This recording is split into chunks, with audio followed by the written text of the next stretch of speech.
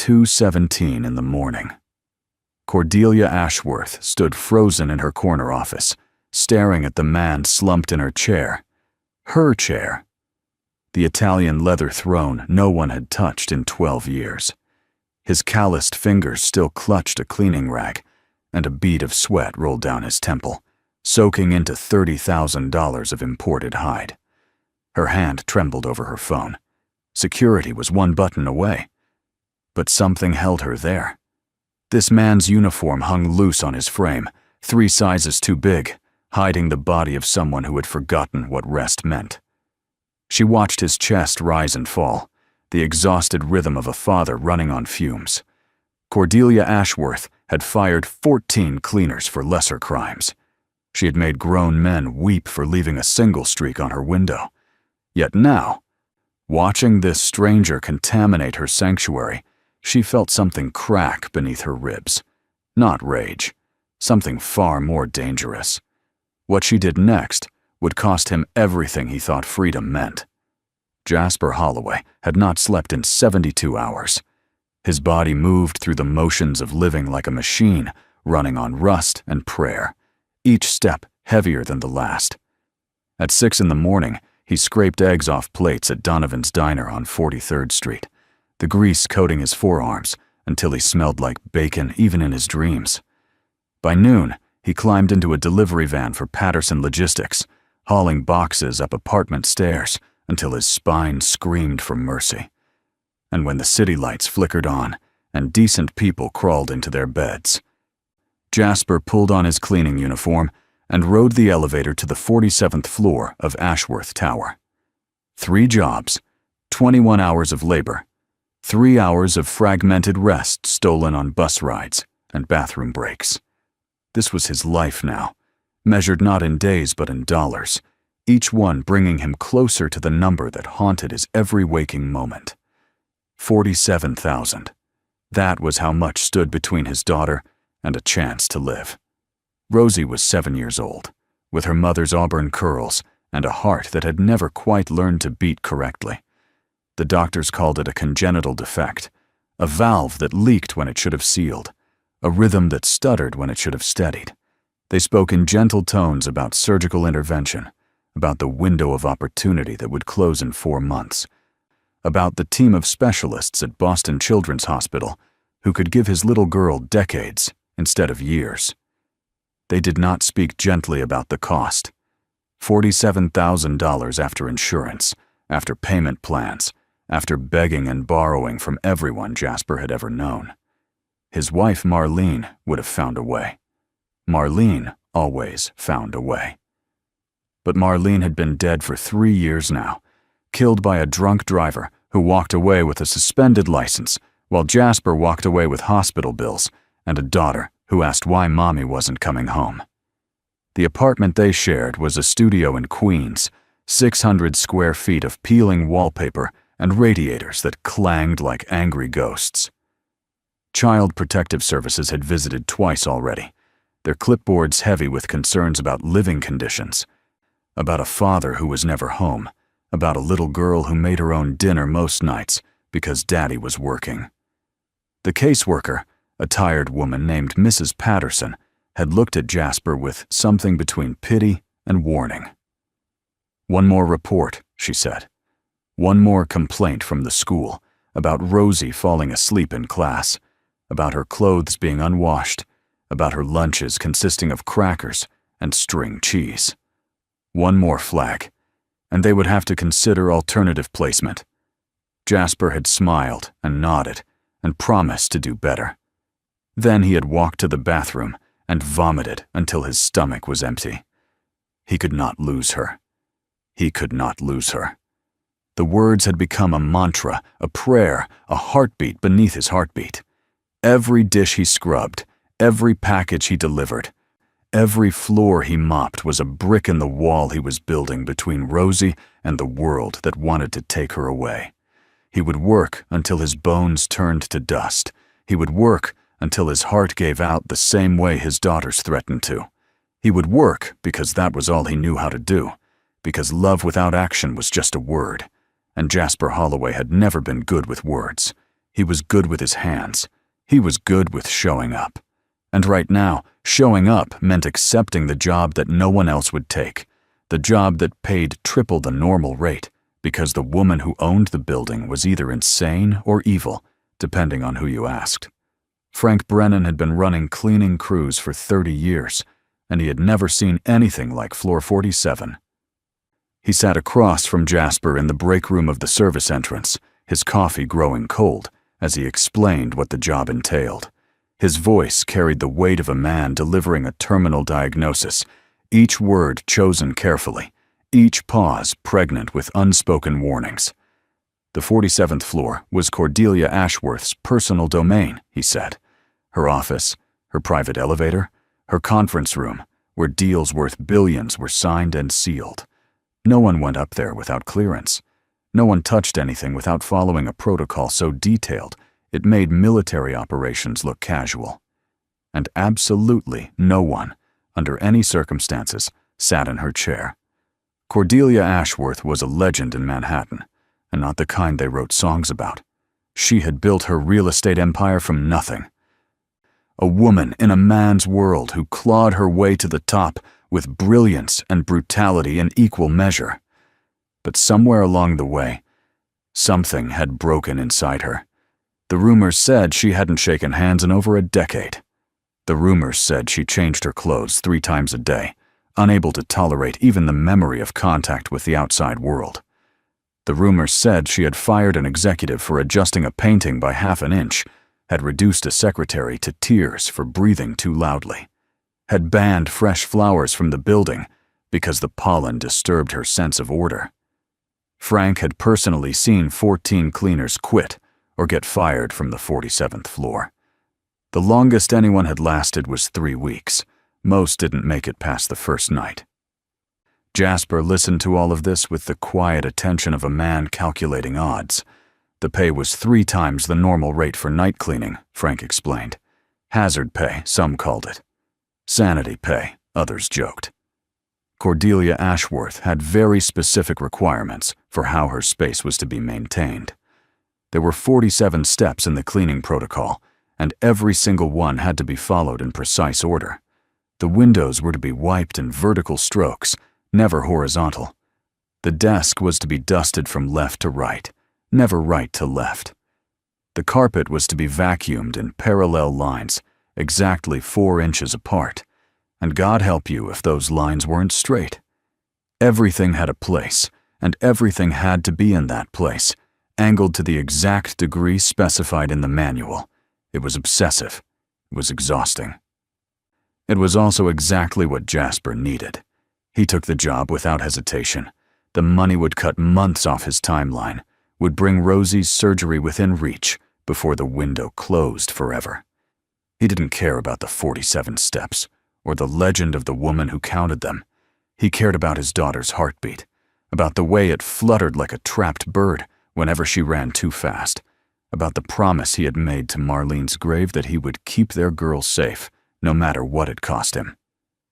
Frank handed over the cleaning manual, a binder thick enough to stop a bullet, and Jasper spent his bus rides memorizing every page.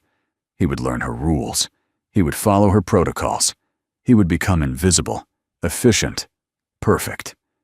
And in 4 months, he would walk into Boston Children's Hospital with a check in his hand and the knowledge that he had done the impossible. The first week on floor 47 was like learning a new language spoken only in whispers and right angles. Jasper arrived at 11 each night, after Cordelia Ashworth had left for her penthouse uptown, and he worked until 4 in the morning, following the manual with religious devotion. He learned that the conference room chairs had to be pushed in at exactly 45-degree angles. He learned that the executive bathroom required 7 separate cleaning products, applied in a specific sequence, each one dried completely before the next was used. He learned that the small refrigerator in the corner was to be wiped down but never opened. That the coat closet was to be vacuumed, but the coats themselves were never to be touched. That the windows were to sparkle, but the blinds were to remain at precisely 30% open. It was madness, codified and bound in a 3-ring binder. But Jasper did not complain. He had no energy left for complaints. Every night, after hours of following impossible instructions, he would ride the service elevator back down to street level, catch the last bus to Queens, and crawl into bed beside his sleeping daughter. He would watch her breathe, counting the seconds between each inhale, listening for the irregular rhythm that the doctors said would kill her if left untreated. Then he would close his eyes for 2 hours, maybe 3, before his alarm pulled him back into the world of grease and boxes and 47 steps. This was his life. This was his penance. This was the price of love. By the 3rd week, Jasper had become something like a ghost, haunting the 47th floor. He moved through the space without disturbing a single molecule of air, his movements practiced until they were almost mechanical. The manual became unnecessary, its instructions encoded in his muscle memory. He knew exactly how long to let the wood polish sit before buffing. He knew exactly which direction to angle the desk lamp after dusting. He knew, without thinking, the precise choreography required to satisfy Cordelia Ashworth's invisible demands. And still, he had never seen her. She was a presence without a face, a force that shaped his nights without ever appearing in them. He began to think of her as a myth, a story janitors told to scare each other. But myths have a way of becoming real when you least expect them. It was Thursday night, or perhaps Friday morning, the hours bleeding together in Jasper's exhausted mind. Rosie had been sick earlier that week, a fever that kept her home from school and kept Jasper awake with worry.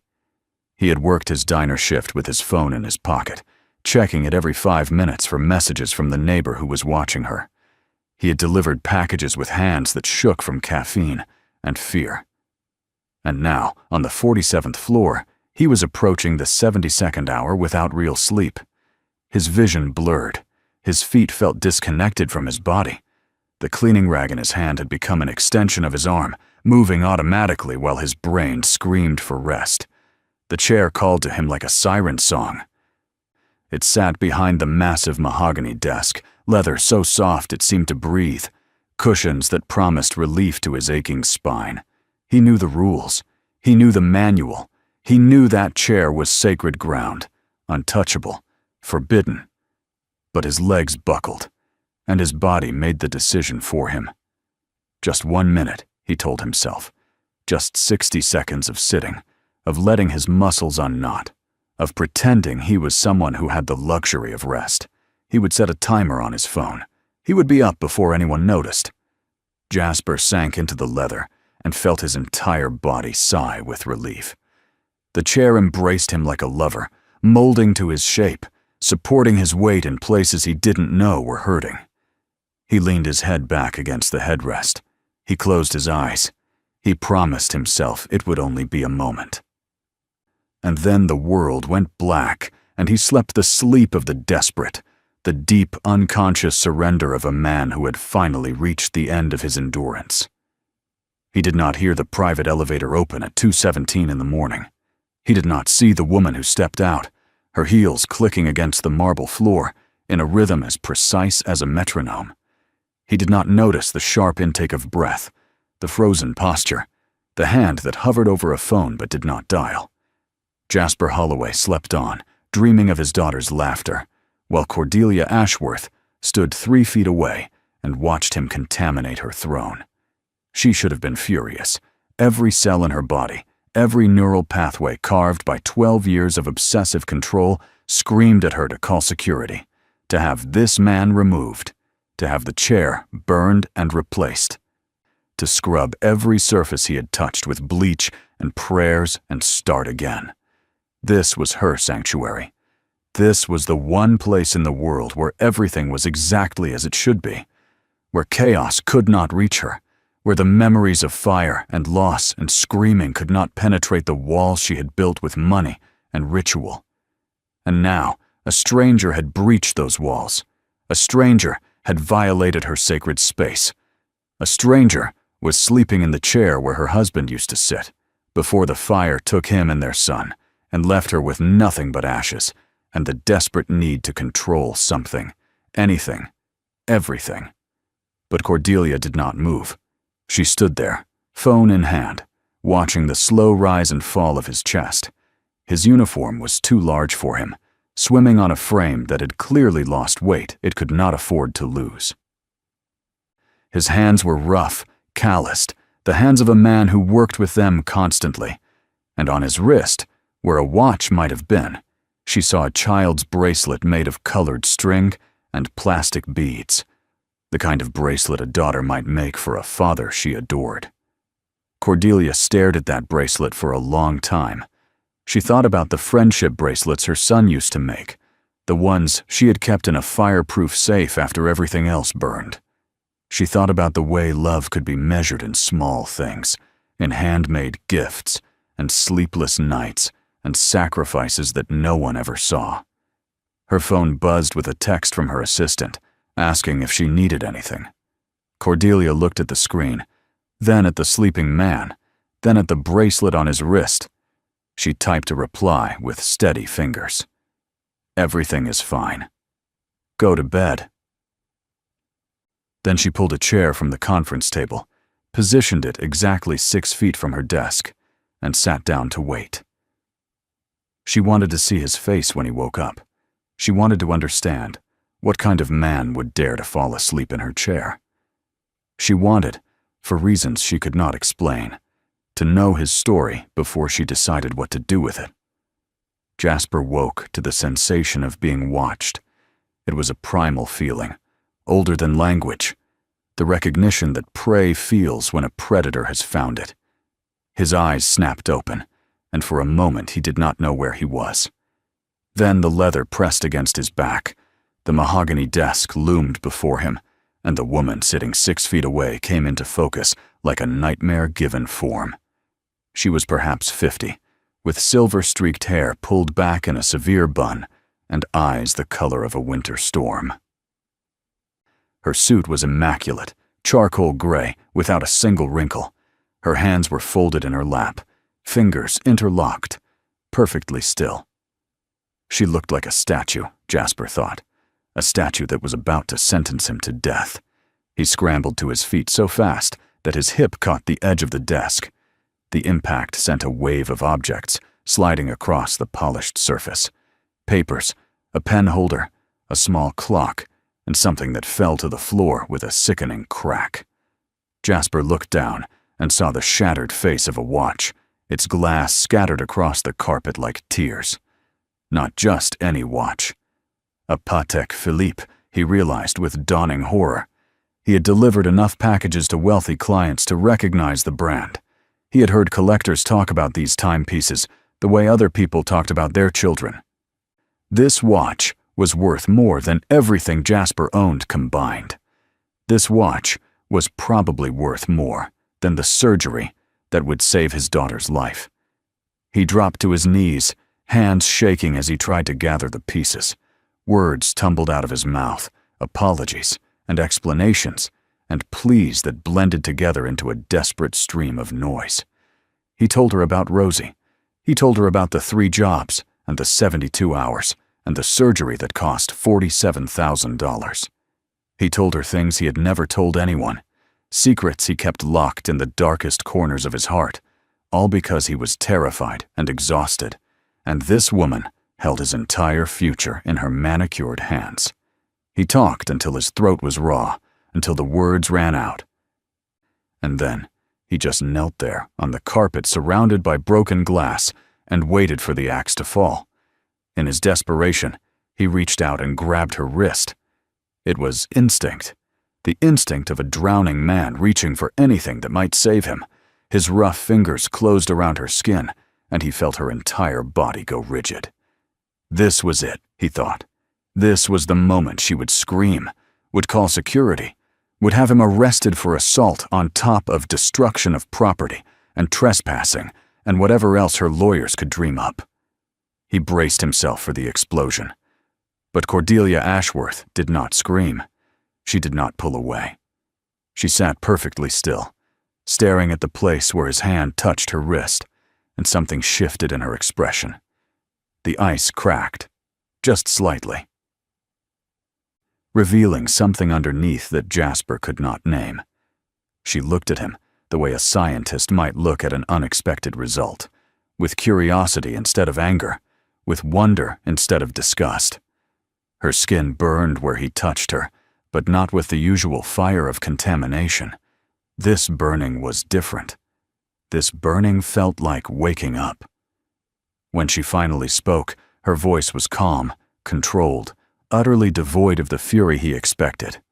She told him the watch was worth $180,000. She told him that amount, combined with the property damage to her chair and the violation of her protocols, created a debt he could never repay through normal means.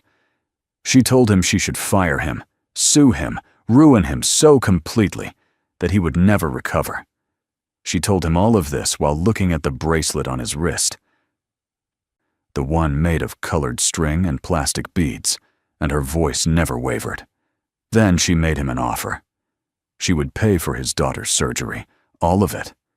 She would clear his outstanding medical debts, settle his issues with Child Protective Services, ensure that Rosie had access to the best cardiac care in the country. In exchange, Jasper would become her personal assistant.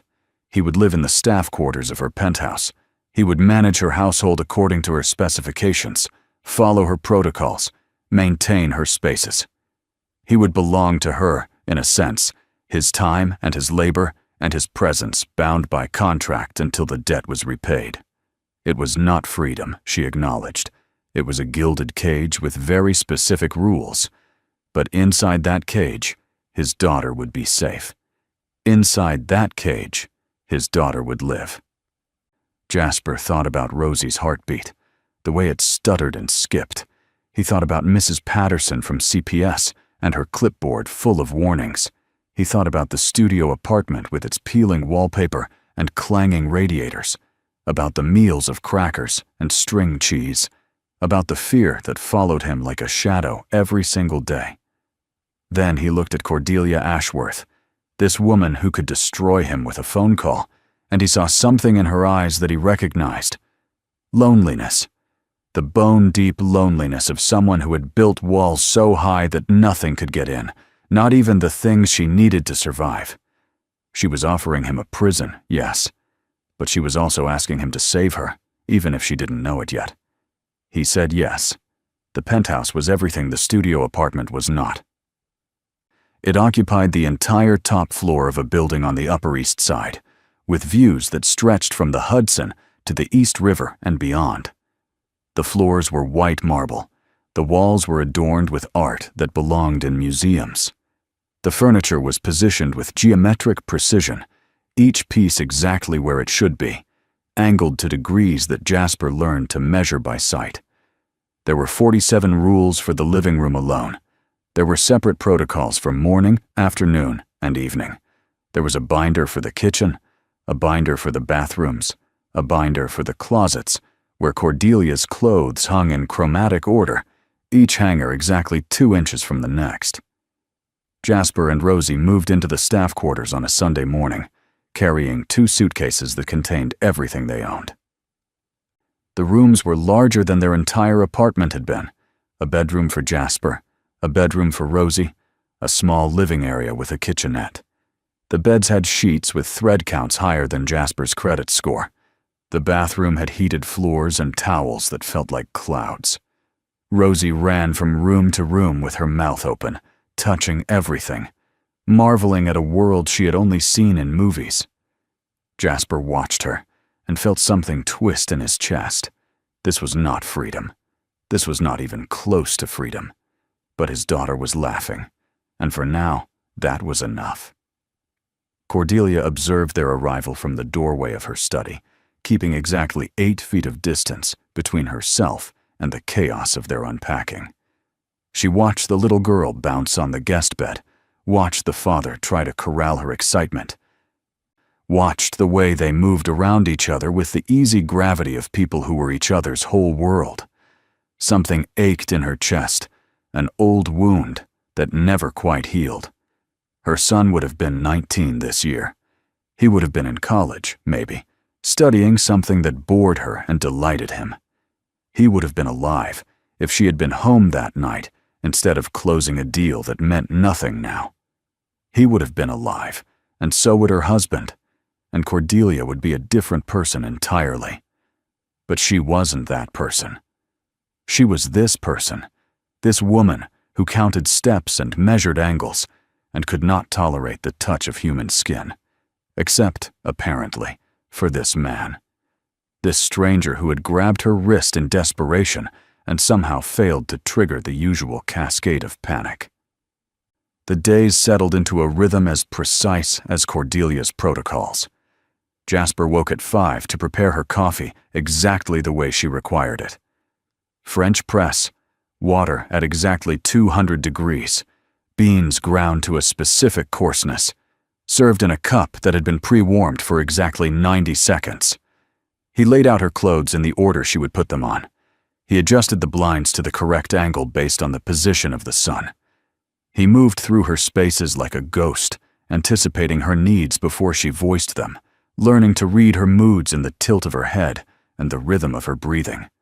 It was exhausting. It was dehumanizing. It was also, in a strange way, meditative. The rules left no room for the anxiety that had been eating him alive for 3 years. The protocol silenced the voice in his head that whispered he was failing, that he wasn't enough, that Rosie deserved better. Rosie, for her part, treated the penthouse like an adventure. She learned quickly which rooms were off-limits and which spaces she could claim as her own. She did her homework at the kitchen island, while Jasper prepared meals according to Cordelia's dietary requirements. She watched cartoons in the staff living room, careful to keep the volume low enough not to disturb the silence that Cordelia required. And sometimes, when Cordelia worked late in her study, Rosie would creep to the doorway and peek inside, curious about the woman who lived in such a big house all alone. Cordelia pretended not to notice, but she always noticed. One evening, about 6 weeks into their arrangement, Jasper found a small bag of candy in the drawer where Rosie kept her school supplies. It was expensive candy, the kind that came from specialty shops, individually wrapped and perfectly arranged. He asked Rosie where she got it, and she shrugged with the nonchalance of a 7-year-old. "Miss Cordelia's drawer," she said. "She leaves them for me sometimes. I think she thinks I don't know it's her." Jasper looked toward the study, where a strip of light glowed beneath the closed door, and felt something shift in his understanding of the woman who had bought his servitude. The weeks turned into months, and Jasper began to see Cordelia in pieces, fragments that gradually assembled into something approaching a whole person. He saw the way she flinched at unexpected sounds, the way her hands trembled when anything deviated from the plan. He saw the medications she took each morning, the ones that managed anxiety without eliminating it. He saw the photographs she kept hidden in her desk drawer, a man and a boy with her eyes, smiling at a camera that had captured a world that no longer existed. He did not ask about them. He did not ask about anything. But he watched, and he learned, and he began to understand that Cordelia Ashworth wasn't a monster. She was a wound that had never stopped bleeding, a woman who had built an empire of control because everything else had been taken from her. The surgery was scheduled for a Tuesday in March. Cordelia paid for everything, as promised. The procedure, the hospital stay, the follow-up care, the specialists who flew in from 3 different states. She did not accompany them to Boston. She did not call to check on the results. But when Jasper and Rosie returned a week later, the penthouse had been transformed.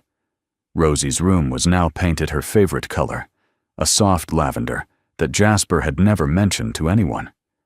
There were new books on her shelves, titles appropriate for a 7-year-old recovering from heart surgery.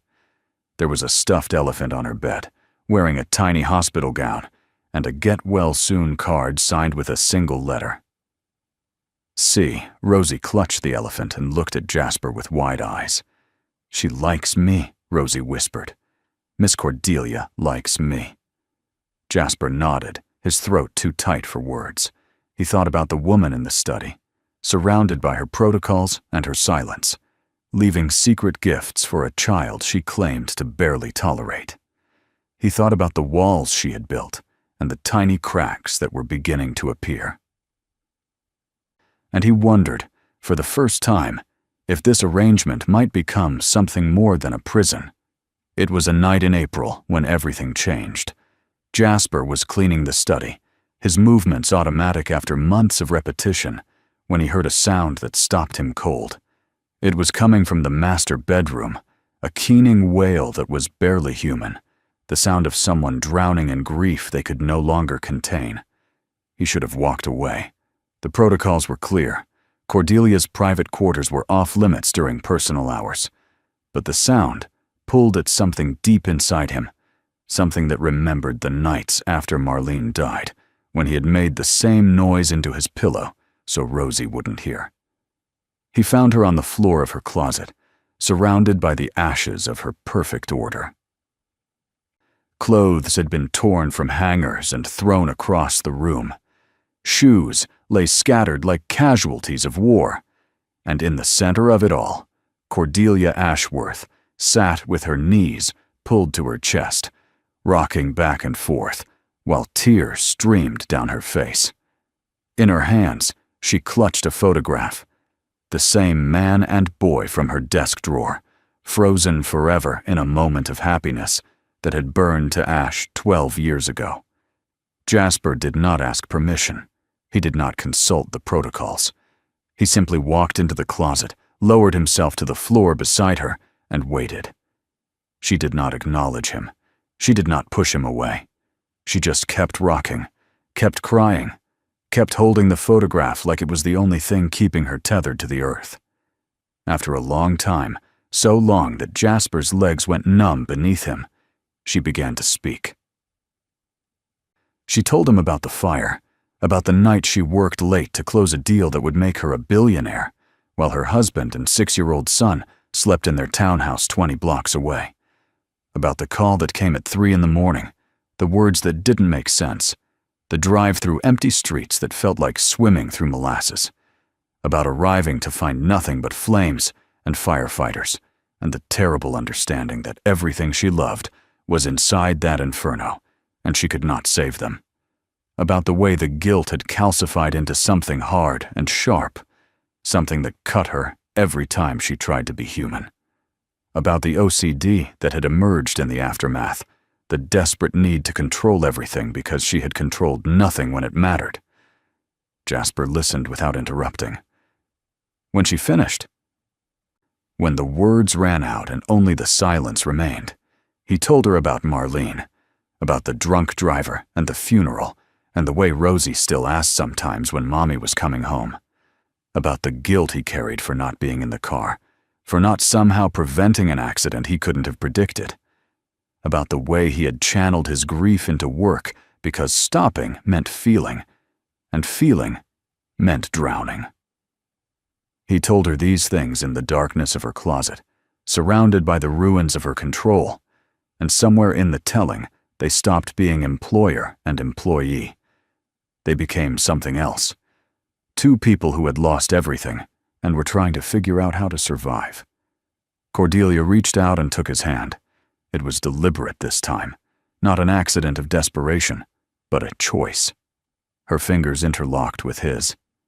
And she waited for the panic that always came when someone touched her. It didn't come. For the first time in 12 years, human contact felt like comfort instead of contamination. She looked at their joined hands, then at his face, and something in her expression cracked wide open. "You stayed," she whispered.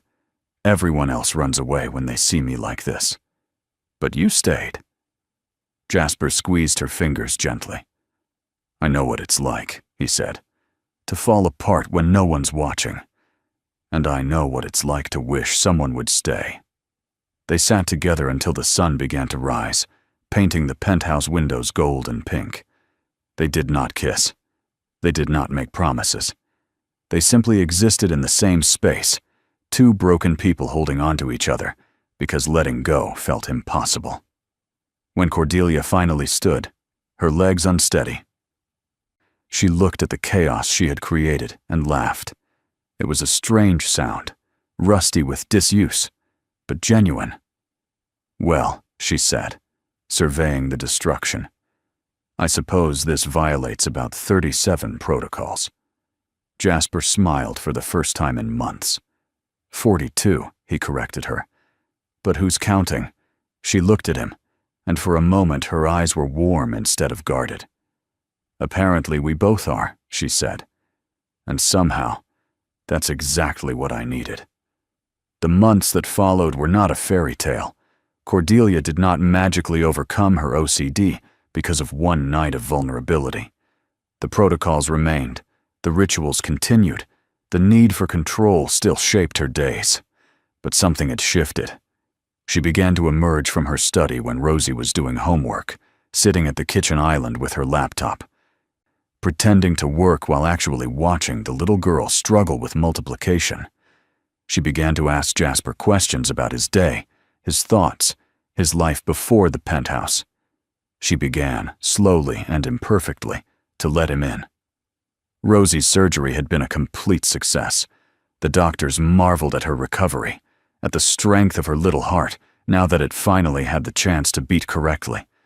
She ran through the penthouse hallways without getting winded. She played at the park for hours without needing to rest. She was, for the first time in her short life, a normal kid, with normal energy, and a future stretching out before her full of possibility. And increasingly, that future seemed to include the woman she had started calling Miss Corey, who pretended to be annoyed by the nickname, but never asked her to stop. The contract between Jasper and Cordelia had been written for 3 years. That was how long it would take, she had calculated, for him to work off the debt of the surgery and the watch and the countless violations he had committed in her space. 3 years of service, and then he would be free to go.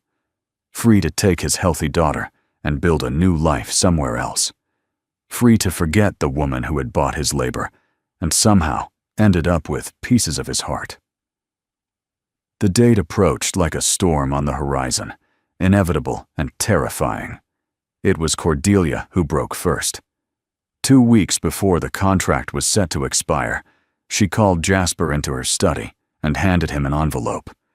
Inside was a document, a formal release from all obligations, effective immediately. The debt was forgiven. The contract was void. He was free. Jasper stared at the paper, trying to make sense of the words. He looked at Cordelia, who sat behind her desk, with her hands folded and her face carefully blank. "This is what you wanted," she said. Her voice did not waver. "Freedom. The chance to build your own life without someone else's rules. You've earned it. You've more than earned it. You can go." He should have felt relieved. He had dreamed of this moment for months, the moment when the cage door finally opened and he could walk out into the world as his own man. But standing in her study, watching her try so hard to be strong, all he felt was loss. He thought about the candy in Rosie's drawer, the lavender paint on her walls, the nights when Cordelia would read bedtime stories in her precise voice while Rosie fell asleep clutching her elephant. He thought about the closet floor and the joined hands, and the understanding that had grown between them like something wild and precious. She was trying to set him free because she thought that's what love meant. She was letting him go because she had spent 12 years learning that holding on too tight only led to ashes. She was giving him a choice because she had never had one, not when it mattered, not when the fire took everything she had tried to control. Jasper set the envelope on her desk. He walked around to her side, to the space that had always been off-limits, that had been hers, and hers alone for 12 years. She tensed, but did not pull away. "I could leave," he said quietly. "I could take Rosie and find an apartment somewhere and visit on weekends. I could give you back your protocols and your silence and your perfect empty rooms. Or," he paused, searching for the right words, "or I could stay. Not because of a contract, not because of debt, but because somewhere along the way, this stopped being a prison and started being a home. Cordelia looked up at him, and her eyes were bright with unshed tears. She had spent 12 years building walls, and this man had walked right through them without even trying. She had spent 12 years running from love because love meant loss, and loss meant pain too terrible to survive. But here he was, offering to stay, offering to choose her, not because he had to, but because he wanted to. "You understand what you're signing up for," she said. Her voice was barely a whisper. "The protocols, the rituals. The nights when I can't be touched, and the mornings when everything has to be exactly right. I'm not easy. I'm not normal. I'm not going to wake up one day and be the person I was before the fire." Jasper smiled, and it reached his eyes for the first time in years. "I'm not looking for normal," he said. "I'm looking for real. And the most real thing I've ever known is sitting in front of me, pretending she doesn't need anyone when she needs someone more than anything." She let out a breath she had been holding for 12 years. "And what about Rosie?" she asked. "What does she think about all this?" Jasper laughed, a sound that startled them both. "Rosie has already informed me that if we leave, she's staying," he said. "She told me Miss Corey needs us because she's too stubborn to ask for help. And Rosie doesn't like leaving people who need help. She gets that from her mother." Cordelia thought about Marlene, the woman she had never met, but had come to know through her husband's stories and her daughter's eyes. She thought about the family that had been taken from her, and the family that had been given in its place. Not a replacement. Never a replacement. But something new, something different, something that didn't diminish the past but added to it. She reached out and took Jasper's hand. It felt natural now, this contact that had once been impossible. They stood together in her study, surrounded by protocols that no longer felt like prisons, and they let themselves imagine a future neither had dared to hope for. That night, when Rosie asked if they were staying, Jasper told her yes. She squealed with delight and ran to find Cordelia, throwing her arms around the woman's waist in a hug that violated at least 15 protocols. Cordelia stood frozen for a moment, every instinct screaming at her to pull away. Then she bent down and hugged Rosie back, holding her close, breathing in the scent of strawberry shampoo and childhood innocence. Over Rosie's head, she met Jasper's eyes. "Thank you," she mouthed, "for staying, for choosing this, for choosing us." Jasper nodded. He thought about the night he had fallen asleep in her chair, the night that should have ruined him. He thought about all the ways this could have gone wrong, all the versions of this story that ended in tragedy instead of grace. But somehow, against all odds, they had found each other. Two broken people, one little girl with a mended heart, and a penthouse full of protocols that were slowly learning to bend. Cordelia had taken his freedom, but in doing so, she had given him something more valuable, a place to belong, a person to love, and the chance to build something beautiful from the ashes of their separate griefs. Freedom, it turned out, was not about escaping the rules. It was about finding the ones worth following. And as Jasper watched Cordelia try to teach Rosie the proper way to arrange pillows, laughing when the little girl deliberately put them all in the wrong order, he knew he had found exactly where he was supposed to be. They were not a perfect family. They were not even a conventional one. But they were real, and they were healing, and every day they chose each other again. And sometimes that was enough. Sometimes that was everything.